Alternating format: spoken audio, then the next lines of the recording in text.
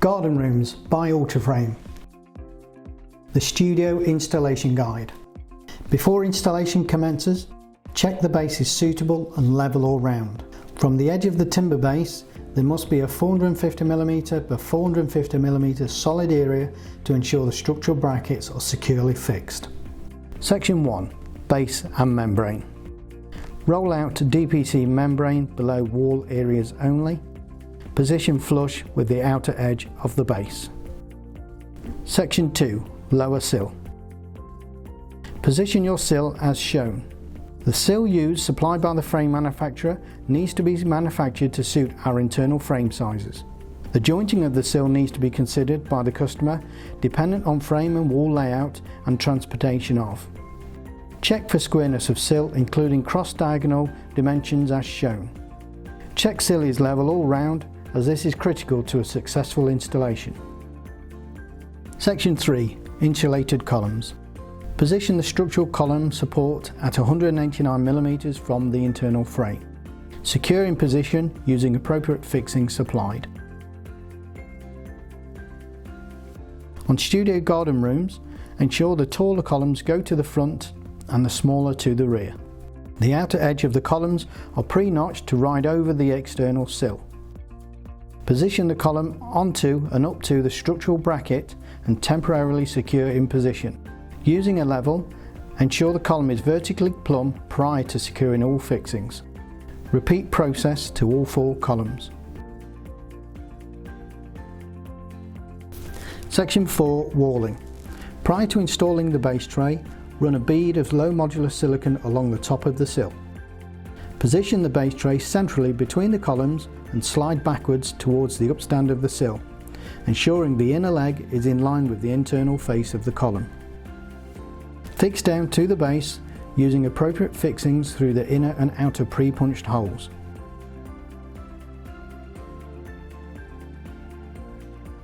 Ensure the steel angle is in line flush with the inside face of the column using a straight edge as shown. Ensure the long leg of the steel angle is attached to the column. Position the steel angle to the internal corner of the column directly above the structural bracket and secure. Please note, steel angles are only used on columns with full height walls where positioned. Refer to your panel location guide and select only the panels that will butt up to the vertical columns. Position the internal half clip in line with the top of the panel and knock the clip down into position. You will see the internal clip is slightly longer as this will go into the base tray. Roll the panel over to the opposite side. From here, repeat the same process but using an external clip. This will be the same size as the panel.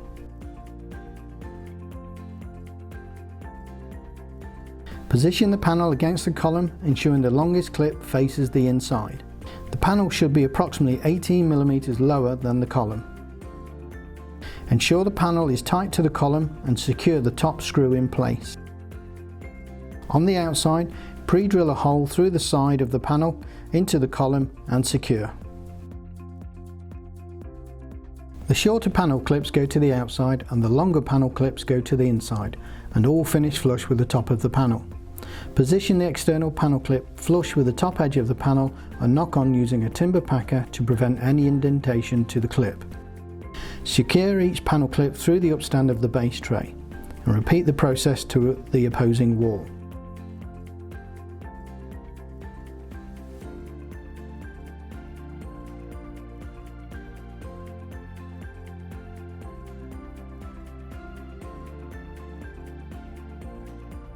Complete this section by securing the panel to the steel angle through the pre-punched holes.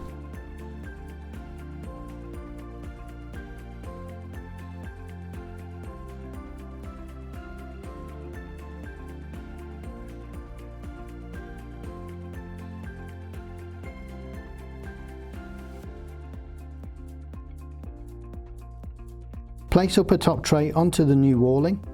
Position the tray as shown to the face of the vertical column and not to the column upstand. Secure the upper top tray to the panel clips.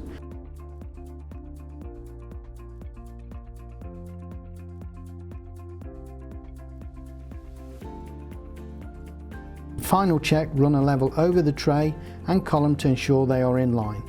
Repeat process to the opposing tray. Section 5, the membrane. Position the breathable membrane on top of the sill and pin back to external panel clips. Then place upper membrane tight to the upper top tray and fix. Ensure the upper membrane overlaps the lower membrane by 150 mm and secure. Prior to installation, cut the 45 by 45 mm battens to size. These will be the same length as the panels. Position the battens to the underside of the top tray and secure through the upper and lower flanges. Corner battens to be also secured to the columns. Then secure battens to external panel clips with the fixing supplied. Repeat process to the rear elevation.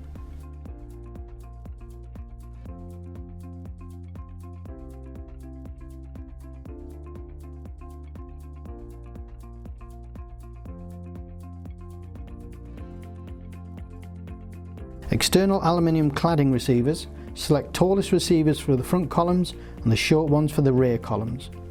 Position the receivers just above the sill and secure in position. Ensure they do not go above the columns.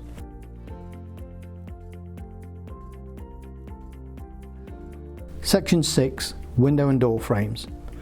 Before positioning your frames, place a silicone line behind the aluminium receiver and place the frame up against this and then remove any excess sealant.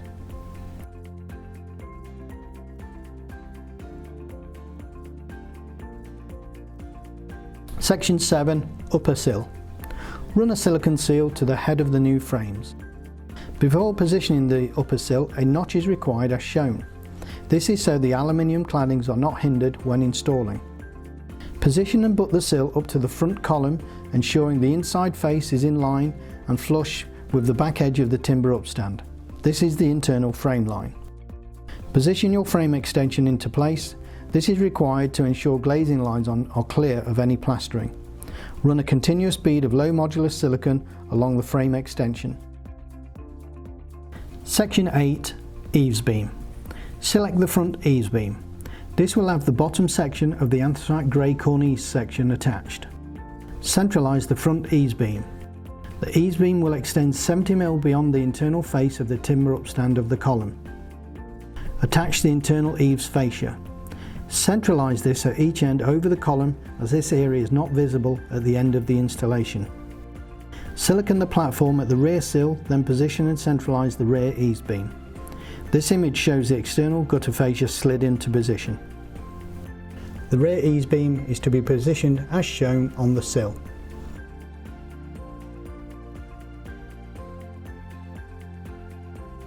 Section 9, Firrings. Prior to installing the raked firrings, silicone the sill platform. Separate the upper section from the firring from the base section, then set the base section flush to the upstand of the sill. Secure the base section to the firring, to the frames or walling with fixing supplied.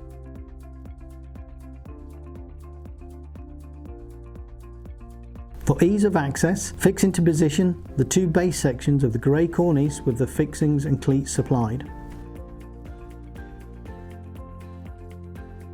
Reassemble the firring upper sections plus the firring top cap. See image for positioning. When fully assembled, the top cap firring should be flush with the top and rear eaves beam bolt slots. The joint on the cornice base section is sealed with a H-section foam bung.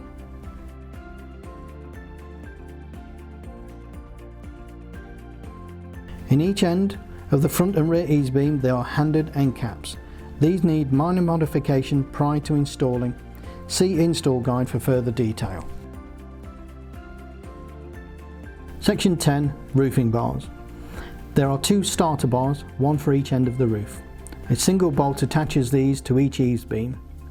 The remaining glazing bars are attached with a twin bolt to each eaves beam. Secure each starter bar into the firring sections at 600 mm centres.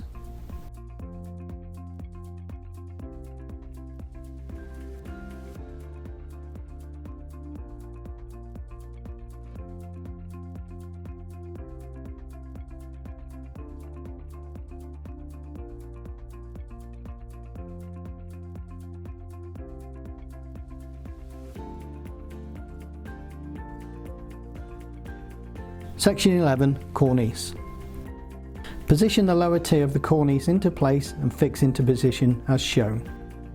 Fix cleats into the small return cornice midsections and offer up to the cornice section fitted previously. Position the upper tier of the cornice into place and fix into the lower tier as shown.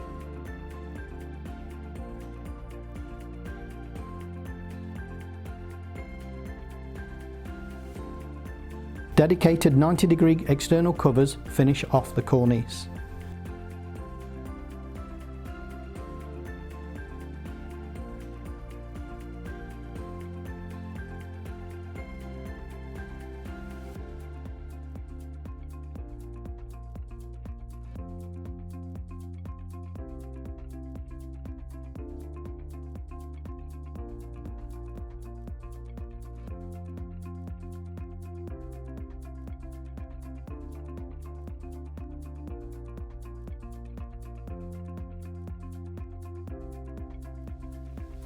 Section 12, fixed roof lights and roof panels.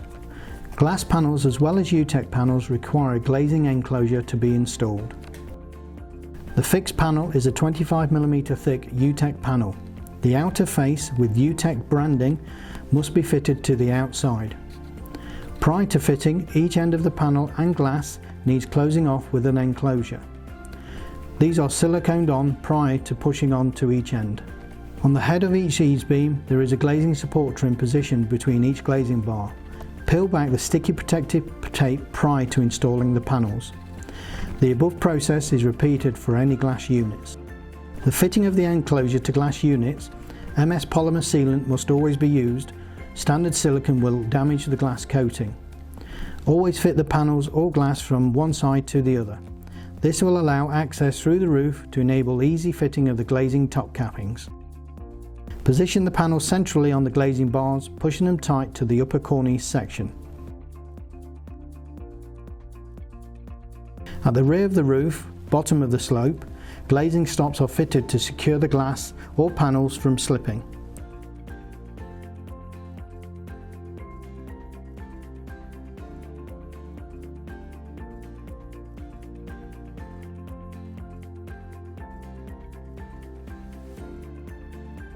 Plastic retention clips are slid into the underside of the aluminium glazing tops, prior to tapping down the caps to secure all units or UTEC panels.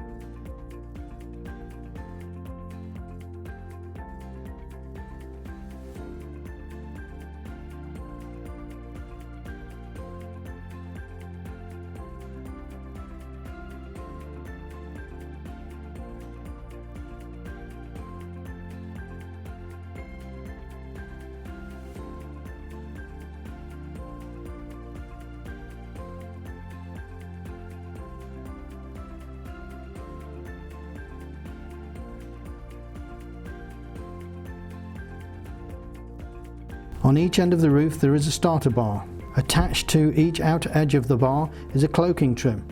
This needs notching as shown to ride over the internal lip of the cornice.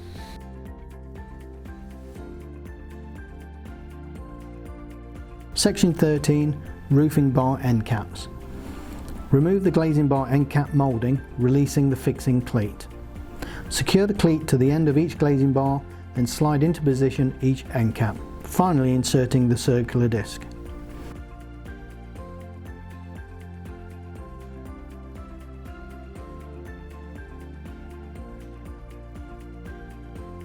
Section 14, guttering. When fitting the guttering, it is normal practice to run the rainwater pipe down the centre line of the rear vertical column and fed directly into a water butt. Decide the outlet position, then cut the guttering to suit. Feed the gutter brackets into the guttering at 600mm centres.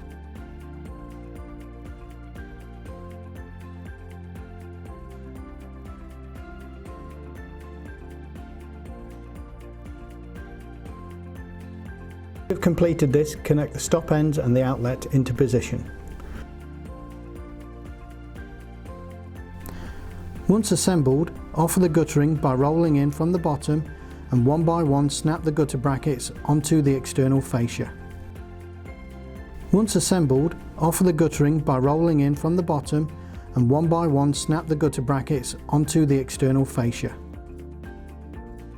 Section 15. Cornice fascia end caps. On each side of the roof, install the factory prepared cornice infill bungs. These slide in the direction as indicated, tight up to the front elevation cornice. Then fit the cornice end cap.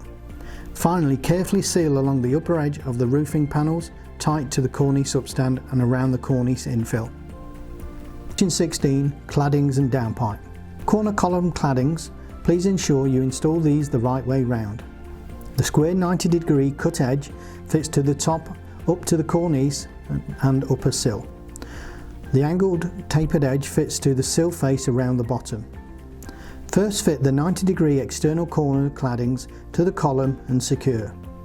Then silicone down the already fitted cladding receiver profile. Next, silicone down the centre of the column. This will secure the flat cladding sheets. Feed the flat cladding sheet into the edge of the corner cladding and push back to the silicone. Finally, roll the final cladding onto the receiver to trap the flat sheet. Repeat on all four corners.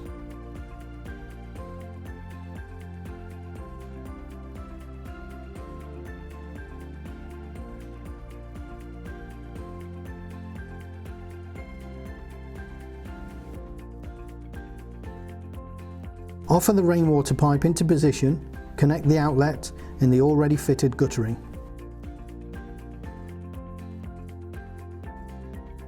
Section 17. Insulation. Following the roof plan, 90mm thick insulation boards fit directly under the solid roof UTEC panels. Note, it will be necessary to cut these panels to allow them to be fed into position above the rear wall. If cut, seal the joint with foil tape. Use mineral wool to close off any gaps between the 90mm insulation and the top of the walls. Where glass panels are situated, timber battens need to be attached to the underside of the glazing bars. These also need to be installed across the top and bottom so that the plasterboard has a secure base to fix to. Where the glass unit sails over the rear wall, two small timber goalposts need to be constructed. The goalposts sit on top of the wall and carry a modesty panel. This hides the insulation when looking through the glass unit from the outside. For solid UTEC panels that sit over the side firrings, a U-channel is screwed to the underside of the 90mm insulation board directly into the side of the firring section. This serves to carry the edge of the 25mm insulation and offers a surface to screw plasterboard. Next, fit 25mm insulation board at right angles to the 90mm board, side to side. This board is then screwed into the base box section of each glazing bar. This then traps and secures the 90mm insulation board.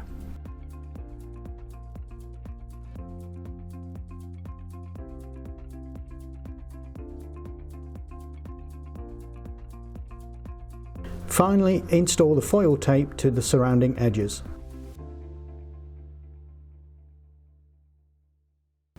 Please read through the installation guide carefully for more detail.